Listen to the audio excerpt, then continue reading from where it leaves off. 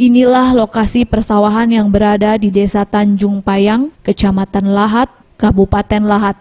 Sebanyak 5 hektar sawah di kawasan ini diserang hama tikus hingga mengakibatkan petani merugi karena gagal panen.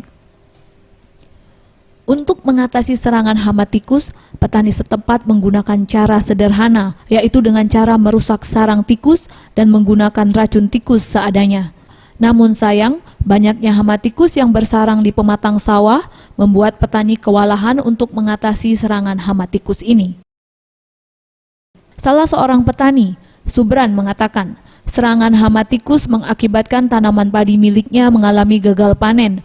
Lahan sawah seluas 1 hektar yang ia garap biasanya menghasilkan 3 ton beras dalam 1 kali panen. Namun hasil panen kali ini hanya cukup untuk bibit saja. 3 tonan ini semuanya ini. Semuanya. Terus sekarang ini gimana, Pak?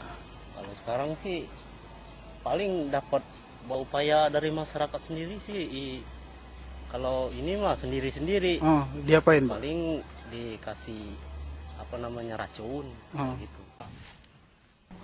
Demikian juga petani lainnya. Ida mengaku ia harus menggarap ulang sawahnya karena gagal panen.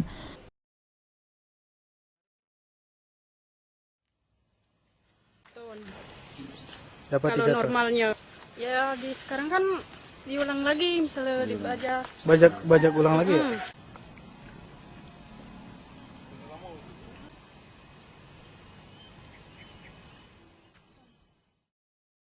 Zulfikri, Sriwijaya TV.